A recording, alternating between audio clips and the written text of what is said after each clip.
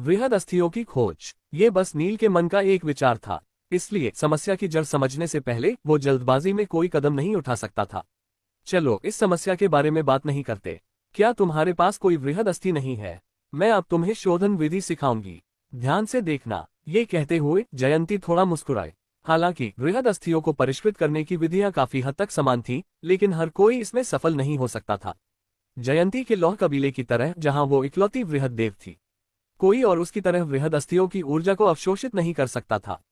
इस वृहद अस्थि की ऊर्जा पहले से ही कम है, इसलिए इसे निकालना मुश्किल नहीं है। सबसे मुश्किल काम है इसका उपयोग कैसे किया जाए। नील के सामने बैठी जयंती ने गंभीरता से कहा। इस समय उसके हाथों में भी एक वृहद अस्थि थी। चक्रज ने अनंत बंजर भूमि से 3 वृहद अस्थियां प्राप्त की थीं। उनमें से एक नील को उपहार के रूप में दी गई थी, जबकि बाकी 2 जयंती के पास आ गई थीं। मैं जिस तकनीक का उपयोग कर रही हूँ उसे स्रावित ऊर्जा तकनीक कहते हैं। ये मुझे बचपन में एक असामान्य व्यक्ति ने सिखाई थी। जयंती के बोलते ही वो वृहद अस्थि उसके हाथ से ऊपर उठकर उसके सामने तैरने लगी। इसके बाद उसके हाथ उस अस्थि के चारों ओर घूमने लगे, मानो वो किसी बच्चे को सहला रही हो। स्रावित ऊर्जा तकनीक का सार व्यक्ति के मन को नियंत्रित करने में निहित है। ये प्रक्रिया धीमी या तेज हो सकती है, जो इसके अंदर की ऊर्जा को थोड़ा थोड़ा करके बाहर निकालती है। जिस क्षण जयंती की आवाज धीमी हुई, नील ने वृहद अस्थि में बदलाव महसूस किया। अचानक उस अस्थि में विलीन वृहद देव की ऊर्जा ढीली पड़ने लगी और अंत में धीरे धीरे वर्षा की बूंदों की तरह बाहर निकलने लगी। मैं समझ गया। ये दृश्य देखकर नील ने अपना सिर हिलाया। वृहद देव की ऊर्जा उमड़ने के बाद वो धीरे धीरे जयंती की उंगली से होते हुए उसके शरीर में प्रवेश कर गई। वृहद देव की ऊर्जा को अवशोषित करते समय तुम्हें ध्यान रखना होगा कि जैसे ही वो तुम्हारे शरीर में प्रवेश करती है, तुम्हें उसे सभी अंगों में समान रूप से अवशोषित करना होगा। जयंती पहले से ही इससे अच्छी तरह परिचित थी, इसलिए उसने नील को कुछ जरूरी बातें याद दिलाई। लगभग 10 सांसों के बाद जयंती ने वृहद देव की ऊर्जा को अवशोषित कर लिया, लेकिन इसके तुरंत बाद नील को एहसास हुआ कि वो शक्ति लगातार उसके शरीर से बाहर निकल रही थी। ये शक्ति तुम्हारे शरीर से बाहर क्यों निकल रही है? नील ने उत्सुकता से पूछा।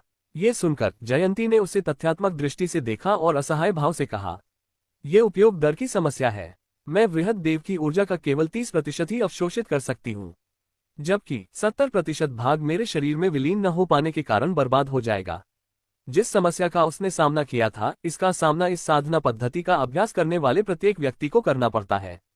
केवल 30%। नील को उम्मीद नहीं थी कि इतनी सारी बर्बाद हो जाएगी। मैं भी कोशिश करूंगा। मुझे डर है कि आप अपनी पहली कोशिश में इस अस्थि को बर्बाद कर देंगे। तभी चक्रज ने अपने होठों को मोड़ते हुए कहा। वृहद अस्थियां उनके लिए बहुत दुर्लभ थीं। नील ने जयंती का प्रदर्शन केवल एक बार देखा था और वो इतनी जल्दी खुद भी ऐसा करना चाहता था। तभी जयंती ने मुस्कुराते हुए कहा, कोई बात नहीं, मैंने खुद भी अपने पहले प्रयास में सारी शक्ति लगभग बर्बाद कर दी। आखिरकार सफल होने से पहले हर किसी को इसका व्यक्तिगत अनुभव करना पड़ता है। ये सुनकर नील मुस्कुराया और उसके हाथ में पड़ी वृहद अस्थि हवा में तैरने लगी। साथ ही उसने उसके अंदर से शक्ति अवशोषित करने के लिए जयंती द्वारा सिखाई गई स्रावित ऊर्जा तकनीक का उपयोग किया। इस तरह की विधि नील के लिए वास्तव में बहुत आसान थी। उसकी उंगली के एक कोमल झटके से वृहद देव की ऊर्जा की बूंदें ऐसे बाहर निकली जैसे पानी से भीगे कपड़े को निचोड़ा जा रहा हो। इतनी तेज। उस दृश्य को देखकर जयंती ने गहरी सांस ली और उसकी आंखें तेजी से चौड़ी हो गई। स्रावित ऊर्जा तकनीक से नील वृहद देव की ऊर्जा को तेजी से बाहर निकालने में सक्षम था और पलक झपकते ही उस अस्थि की शक्ति पूरी तरह से समाप्त हो गई। चाहे वो स्रावित ऊर्जा तकनीक हो या अन्य तकनीकें, उनका काम केवल अपनी चेतना का उपयोग करके वृहद अस्थि की शक्ति को बाहर निकालना था। लेकिन नील की आत्मा इतनी शक्तिशाली थी कि उसकी तुलना एक शीर्ष परम देव से की जा सकती थी, इसलिए उसके लिए वृहद देव की ऊर्जा को बाहर निकालना बहुत आसान था। उस शक्ति को बाहर निकालने के बाद नील ने उसे अपने शरीर में निर्देशित किया। जयंती के निर्देशों के अनुसार उसने उसे अपने शरीर में समान रूप से वितरित करने की पूरी कोशिश की। इस दौरान जयंती और चक्रज ने नील को घूर कर देखा। वे तीनों कुछ देर तक इसी तरह बात करते रहे। फिर जयंती ने एक अजीब से भाव के साथ कहा, तो फिर वृहद देव की ऊर्जा के बारे में क्या? मैंने उसे आत्मसात कर लिया है। नील ने मुस्कुराते हुए कहा, लेकिन तुमने कोई भी शक्ति उत्सर्जित नहीं की। जयंती ने हैरानी से पूछा। इतने लंबे समय तक साधना करने के बाद भी जयंती केवल 30% शक्ति का ही उपयोग कर पाती थी, जिसे पहले से ही काफी अच्छा माना जाता था। केवल महान कुलों के कुछ प्रतिभाशाली लोग ही 60 या 70% तक उपयोग कर सकते थे, लेकिन नील ने पहली बार में ही उसे पूरी तरह से अवशोषित कर लिया था। जयंती इस बात को बिल्कुल भी नहीं समझ सकी।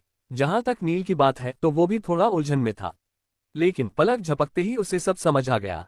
अधिकांश जीवों के शरीर परिपूर्ण नहीं थे। उनमें हमेशा कुछ ऐसी खामियां होती थीं जिनका पता नहीं चल पाता था, इसलिए ऊर्जा उनसे रिसकर बाहर निकलने में सफल हो जाती थी। लेकिन नील का शरीर कई बार परिष्कृत हो चुका था, जिसके बाद उसने रिसाव रहित भौतिक शरीर प्राप्त कर लिया था। इसलिए एक बार उसके शरीर में प्रवेश करने के बाद ऊर्जा के लिए बचकर निकलना लगभग असंभव था, जब तक कि नील खुद ऐसा न करना चाहे। तभी नील धीरे से खड़ा हुआ, जबकि जयंती और चक्रज उसे घूर रहे थे, जैसे कि वे किसी राक्षस को देख रहे हों। तभी नील को अपने शरीर में कंपन महसूस हुआ और उसकी मांसपेशियां, हड्डियां और यहाँ तक कि रक्त वाहिकाएं सभी मानो फैल रही थीं। और इस विस्तार की प्रक्रिया के दौरान उसे लगा कि उसके शरीर में एक अवर्णनीय शक्ति समाहित है। लेकिन नील ने पहली बार वृहद देव की ऊर्जा को अवशोषित किया था। उसने केवल निम्नतम श्रेणी की वृहद अस्थि का एक छोटा सा टुकड़ा ही अवशोषित किया था।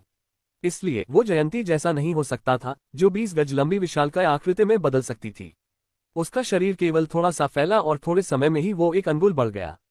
फिर भी ये नील को उत्साहित करने के लिए पर्याप्त था। वृहद देव की ऊर्जा वास्तव में अनोखी है, नील धीरे से बुदबुदाया। तभी उसकी नजर जयंती के आश्चर्य भरे भाव पर पड़ी और उसने पूछा, क्या हुआ? तुमने मेरे प्रश्न का उत्तर नहीं दिया।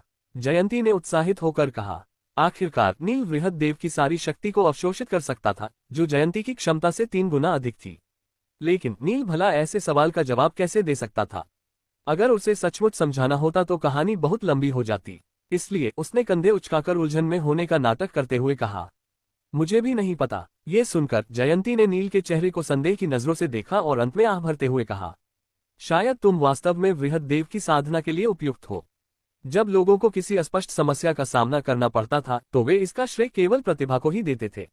हालांकि वो खुद की तुलना ऐसे प्रतिभाशाली व्यक्ति से नहीं करना चाहती थी, लेकिन वो हार की भावना महसूस करने से खुद को नहीं रोक सकी। लेकिन वृहद देव बनने के लिए वृहद अस्थि का एक टुकड़ा अवशोषित करना पर्याप्त नहीं था। इसलिए असंतुष्ट नील ने जल्दी से अनंत बंजर भूमि पर अपनी नजरें जमा ली। पिछले कुछ दिनों से कबीले के लोग अनंत बंजर भूमि के बाहरी इलाके में पड़ी वृहद अस्थियां बीन रहे थे, लेकिन यहाँ भी उन पर उन बुद्धिहीन लोगों द्वारा हमला किया जाता था।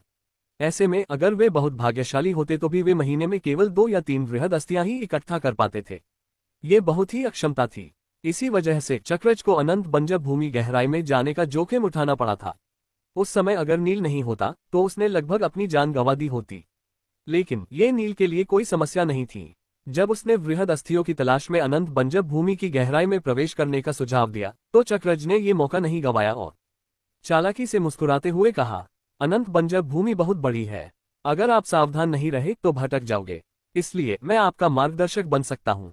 ये सुनकर नील ने उदासीनता से चक्रज की ओर देखा। आखिरकार इस बच्चे को साथ ले जाना बस अपना बोझ बढ़ाना ही होगा। इसलिए उसने हाथ हिलाया और एक पुस्तक निकालते हुए कहा, मुझे किसी मार्गदर्शक की आवश्यकता नहीं है। ये कुंडलिनी ऊर्जा को विकसित करने की साधना तकनीक है। तुम इसका अध्ययन कर सकते हो और अगर तुम्हें कुछ समझ न आए तो मुझसे पूछ लेना। उनके पिछले समझौते के अनुसार नील को चक्रज को कुंडलिनी ऊर्जा की साधना तकनीक सिखानी थी। ये देखकर चक्रज तुरंत नाखुश हो गया, लेकिन जयंती ने उसे पहले ही अनंत बंजर भूमि में प्रवेश करने से मना कर दिया था। इसलिए वो उसे नील के साथ प्रवेश नहीं करने देगी। कुछ ही समय बाद नील एक बार फिर अनंत बंजर भूमि में प्रवेश कर गया। पिछले कुछ दिनों में उसे कारणोदक सागर की तलहटी में स्थित दुनिया की एक मोटी समझ हो गई थी। वास्तविक अलौकिक राक्षसी जीव उन विशाल जानवरों के कंकालों में रहते थे। जयंती और चक्रज उन अनंत दिव्य लोक जितने विशाल कंकालों को अस्थि महल कहते थे। हर अस्थि महल एक बड़े शक्तिशाली समूह का निवास स्थान था और उन समूह में कुछ वृहद देव हजारों गज ऊंची विशालकाय आकृति में बदल सकते थे। तुलनात्मक रूप से जयंती को वृहद देवों के बीच सबसे कमजोर अस्तित्व माना जाता था। अस्थि महल में प्रवेश करने के लिए व्यक्ति को वृहद देव के स्तर तक साधना करनी होगी। लेकिन जयंती भी एक वृहद देव है और शक्तिशाली भी बनना चाहती है, तो फिर वो अस्थि महल में प्रवेश क्यों नहीं करती? जैसे जैसे नील अनंत बंजर भूमि से गुजर रहा था, वो मन ही मन अनुमान लगा रहा था। उसे हमेशा लगता था कि जयंती और चक्रज के कुछ अनकहे रहस्य हैं, लेकिन इन सब बातों का उससे कोई खास लेना देना नहीं था। आखिरकार वो अभी अपनी रक्षा भी नहीं कर सकता था, इसलिए वो और भी शक्तिशाली बनना चाहता था ताकि एक दिन अनंत दिव्य लोक में वापस लौट सके। वो अनंत बंजर भूमि पर उड़ता हुआ तेजी से उसकी गहराई में चला गया। पहली बार अनंत दिव्य लोक से गिरते समय उसे वृहद अस्थियों के अस्तित्व का पता नहीं था। उसने बस हल्का सा महसूस किया था कि यहाँ मौजूद कंकालों से एक रहस्यमयी आभा निकल रही है, लेकिन अब उसे समझ आ गया था कि वो आभा वृहद देवों की शक्ति से आई थी। थोड़ी देर की उड़ान के बाद नील आकाश से नीचे उतरा तो उसके पैरों के नीचे घनी हड्डियों का ढेर मौजूद था। लेकिन नंगी आंखों से देखने पर वृहद अस्थियों और क्षत विक्षत हड्डियों के बीच अंतर करना संभव नहीं था। ये देखते ही नील ने अपनी आंखें थोड़ी सिकोड़ ली और अपनी दिव्य इंद्रियों को प्रसारित कर दिया, जो तुरंत ही दसियों मील के क्षेत्र में फैल गई। दिव्य इंद्रियों का उपयोग करके वृहद अस्थियों को ढूंढना बहुत आसान है। अगले ही पल नील के चेहरे पर मुस्कान आ गई। उसने पहले ही भांप लिया था कि इस क्षेत्र में हड्डियों के 7 या 8 टुकड़े पड़े हैं। दूष। इसके बाद नील ने एक दिशा चुनी और उड़ते समय उसके हाथ के एक धक्के से एक अदृश्य ऊर्जा तरंग कंकालों की परतों तक पहुंच गई। ऐसा करते ही सभी कंकाल सफेद लहर की तरह इधर उधर बिखर गए और नीचे की परत में छिपी एक वृहद अस्थि उसके हाथ में आ गिरी। उस वृहद अस्थि के टुकड़े को पाने के बाद नील अगली दिशा में उड़ गया। उसी तरीके से उसने दसियों मील के क्षेत्र में वृहद अस्थियों के 7-8 टुकड़े हासिल कर लिए। इस तरह नील की विधि सामान्य लोगों की तुलना में बहुत तेज थी और वो गहराई में उड़ता रहा। साथ ही उसने अपनी दिव्य इंद्रियों का उपयोग करके अपने आसपास के दसियों मील के क्षेत्र का अन्वेषण किया।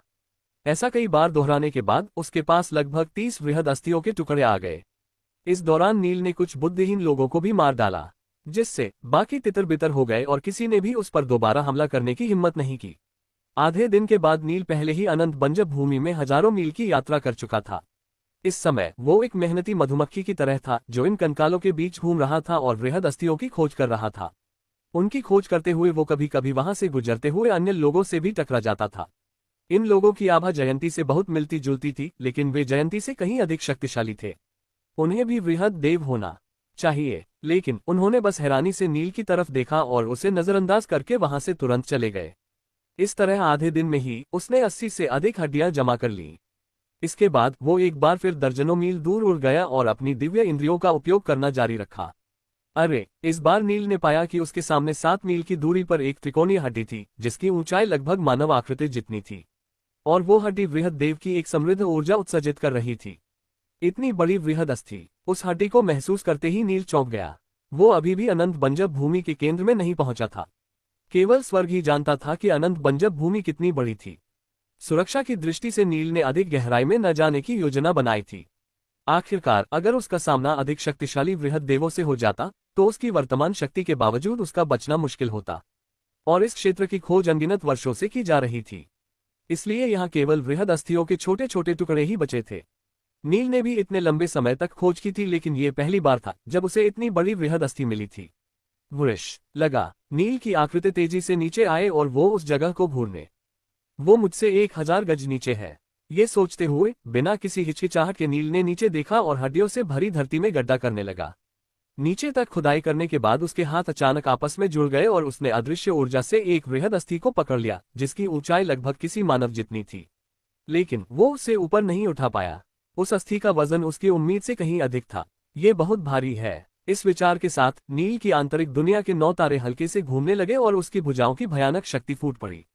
उस विशाल हड्डी की सतह पर पहुंचने के बाद नील ने उसका वास्तविक रूप देखा। ये एक लाल रंग की वृहद अस्थि है। ये देखकर नील के चेहरे पर आश्चर्य का भाव प्रकट हुआ। वो त्रिकोणीय वृहद अस्थि किसी के कंधे की हड्डी होनी चाहिए।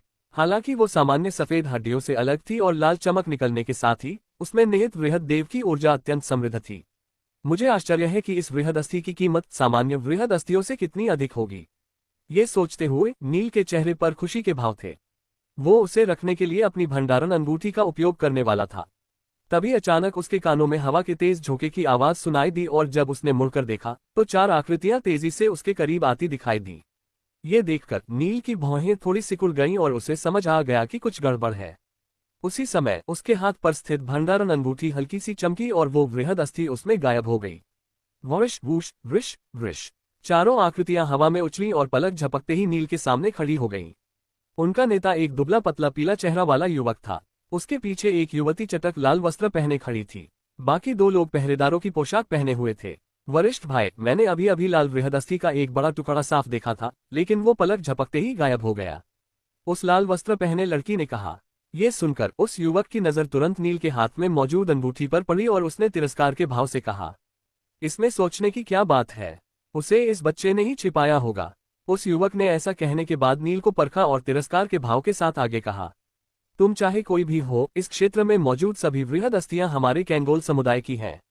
इसलिए उन सभी को हमारे हवाले कर दो। ये सुनकर नील की भौहें हल्की सी सिकुड़ गईं। इस तरह का व्यक्ति उसे कहीं भी मिल सकता था, यहाँ तक कि अराजकता की गहराइयों में भी। लेकिन उसने हल्के से मुस्कुराते हुए शांत भाव से उत्तर दिया, अनंत बंजर भूमि में मौजूद हड्डियां बिना किसी मालिक के हैं। स्वाभाविक रूप से वे उसी की होंगी जो उन्हें पाएगा। फिर मैं उन्हें तुम्हें क्यों सौंपूं? लेकिन वो युवक नील के साथ समय बर्बाद नहीं करना चाहता था, इसलिए उसने उपहास करते हुए कहा, मुझे जैसे तुच्छ अस्तित्व के जीवन में कोई दिलचस्पी नहीं है। इसलिए मैं फिर से कह रहा हूं, या तो उन्हें मुझे सौंप दो या फिर मरने के लिए तैयार हो जाओ। तभी लाल वस्त्र पहने लड़की ने पलके झपकाते हुए कहा, बेहतर होगा कि तुम आज्ञाकारी होकर लाल रंग की हड्डी सौंप दो। मेरे वरिष्ठ भाई दयालु हैं, वे तुम्हें यहाँ से सुरक्षित जाने देंगे। वे सभी ये बता सकते थे कि नील एक परम देव था, न कि एक वृहद देव। आखिरकार इस जगह पर परम देव मुख्य धारा में नहीं थे। हालांकि कुछ वृहद देव कुछ दिव्य शक्तियां प्राप्त करने के लिए अपने कुंडलिनी चक्रों को जागृत कर लेते थे, लेकिन उनका मुख्य लक्ष्य अभी भी एक वृहद देव के रूप में साधना करना ही होता था, जबकि अन्य सभी साधन केवल सहायक थे। ऐसे में नील जैसे किसी व्यक्ति को देखना अत्यंत दुर्लभ था जो केवल परम देव के रूप में साधना करता था, लेकिन उसकी साधना का स्तर और शक्ति कोई ऐसी चीज नहीं थी जिसे वे गंभीरता से ले। क्या ऐसी बात है? ये कहते हुए नील मंद मंद मुस्कुराया। वो अभी भी अपना संयम बनाए हुए था। तभी अचानक उसने अपने पैरों में जोर लगाया और उसका शरीर अचानक पीछे की ओर उछल गया। वृष इतनी तेजी से पीछे हटते हुए नील किसी फुर्तीले पक्षी की तरह तेज गति से उड़ने लगा। उस लड़की और युवक को बिल्कुल भी उम्मीद नहीं थी कि नील भागने की हिम्मत करेगा, इसलिए चारों दंग रह गए। तभी युवक के चेहरे पर दुश्मनी की झलक दिखाई दी। एक तुच्छ परम देव मेरे सामने भागने की हिम्मत कर रहा है? क्या मजाक है? इसी के साथ युवक के शरीर से एक पीली चमक निकली और उसका शरीर अचानक फैलने लगा। 20 गज, 50 गज, पलक झपकते ही वो 100 गज ऊंचे विशालकाय में बदल गया और सीधा नील पर टूट पड़ा। इतना विशालकाय होने के बाद भी वो युवक बहुत फुर्तीला था और उसकी गति नील से भी तेज थी। लड़की ने नील के भागने की दिशा में देखा और असहाय होकर आह भरते हुए कहा, वो युवक वास्तव में मूर्ख है। अगर उसने आज्ञाकारी होकर वृहद अस्थि सौंप दी होती तो वो अभी भी अपनी जान बचा सकता था, लेकिन अब जब उसने वरिष्ठ भाई को नाराज कर दिया है तो उसका जीवित रहना असंभव है। इसके बाद लड़की भी उनके पीछे पीछे उड़ गई और दोनों रक्षक उसके पीछे। वहीं नील और उस युवक दोनों ही बहुत तेज थे और पलक झपकते ही उन्होंने 100 मील से अधिक की दूरी तय कर ली थी। पीछा कर रहे युवक से एक शक्तिशाली आभा निकल रही थी। भूमि पर रेंग रहे बुद्धिहीन लोगों ने जब उस आभा को महसूस किया तो उनके चेहरों पर भय के भाव उभर आए और वे चारों दिशाओं में भाग गए। इतने विशाल शरीर के बावजूद इसकी गति इतनी तेज है, ये देखकर नील ने भौहें चढ़ाईं। उसे लगा कि वो इस व्यक्ति से छुटकारा नहीं पा सकता। इतना ही नहीं, उन दोनों के बीच दूरी भी कम होती जा रही थी।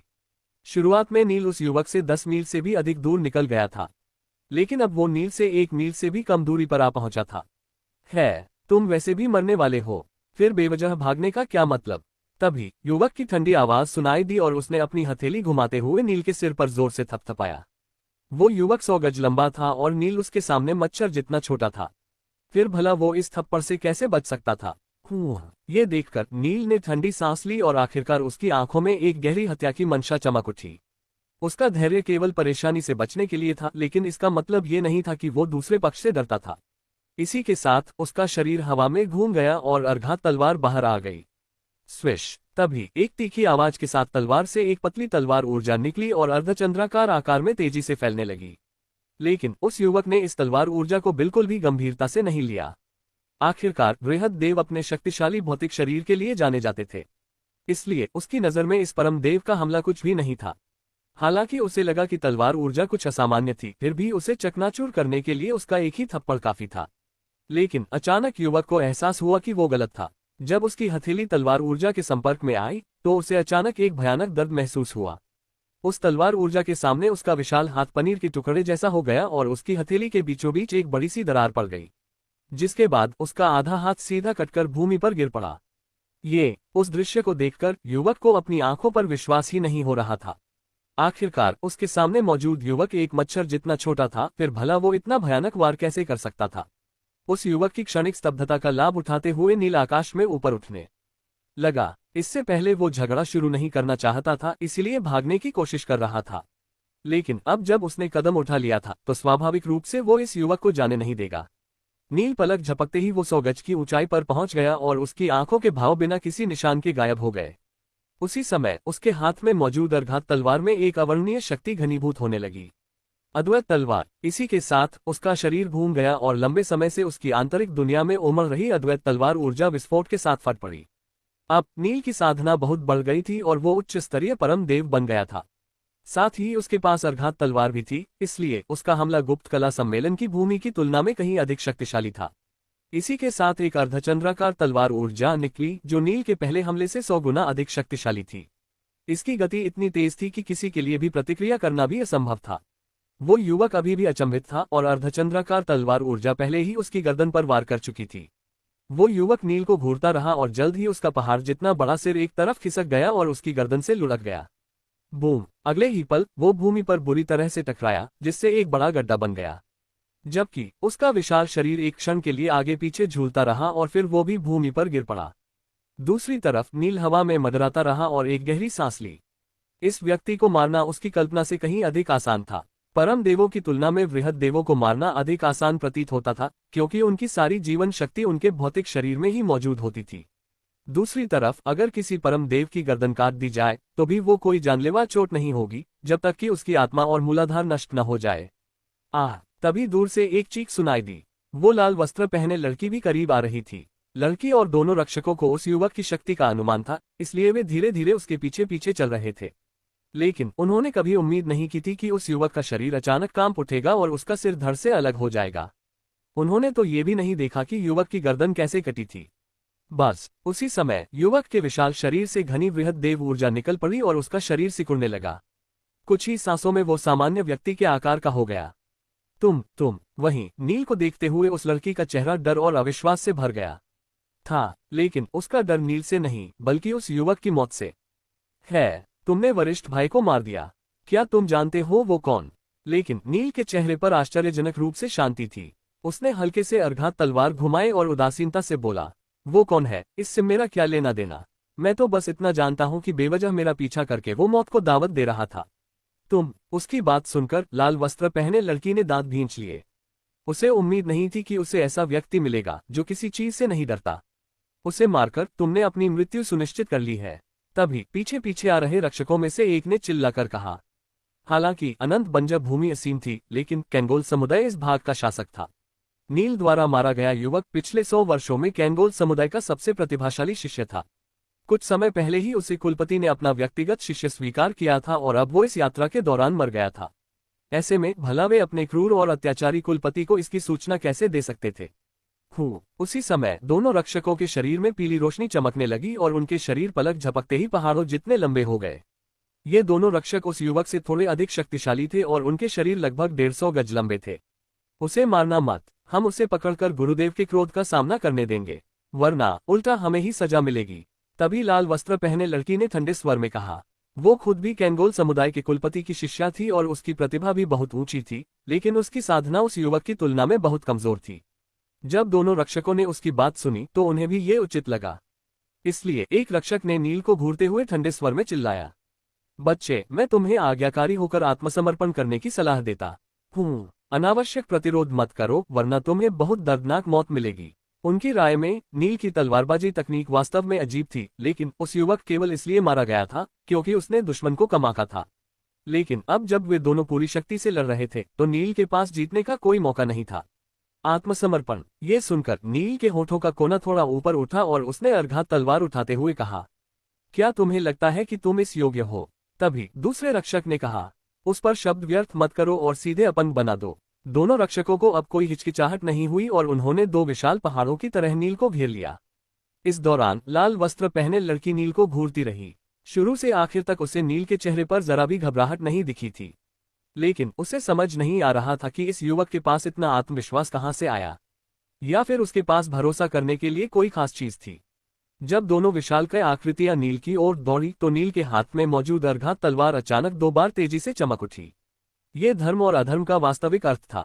हालांकि नील ने धर्म और अधर्म के वास्तविक अर्थ को पूरी तरह से नहीं समझा था, लेकिन वो अर्घात तलवार की तलवार आत्मा के साथ विलीन हो गया था, जिससे दोनों एक हो गए थे और नील ने उसके भीतर की दिव्य क्षमता को समझ लिया था। धर्म और अधर्म का वास्तविक अर्थ, ये अर्घात तलवार द्वारा निर्मित एक आत्मिक हमला था। अचानक दोनों रक्षकों को ऐसा लगा जैसे उनके दिमाग पर किसी भारी हथौड़े से वार किया गया हो और उनकी आत्माओं में अच्छे और बुरे विचार एक साथ उत्तेजित हो गए। इस समय उनके विचार अतुलनीय रूप से अस्त व्यस्त हो गए थे और उनकी आंखें भ्रम और घबराहट से भरी थीं। इस स्तर के टकराव में परिणाम निर्धारित करने के लिए ध्यान भटकाने का एक क्षण ही पर्याप्त था। अगले ही पल नील के हाथ में तलवार फिर से लहराए और दो अर्धचंद्राकार तलवार ऊर्जाएं तेजी से आगे बढ़ी। Swish swish. अगले ही पल दो धीमी आवाजें सुनाई दी और दोनों रक्षकों की गर्दन पर एक पतला निशान दिखाई दिया, जिसके बाद उनके विशाल सिर गर्दन से नीचे गिर गए। मृत्यु के बाद भी उन दोनों की विशाल आंखों के भाव शून्य थे और उनकी आत्माएं अभी भी अराजकता की स्थिति में थीं। फिर नील ने अर्घात तलवार को कसकर पकड़ा और लाल वस्त्र पहने लड़की को उदासीनता से देखा। वहीं लाल वस्त्र पहने लड़की हवा में तैरती रही और स्तब्ध भाव से दोनों रक्षकों की सिरविहीन लाशों को देखती रही। इसलिए एक पल के लिए तो उसने कोई प्रतिक्रिया नहीं दी।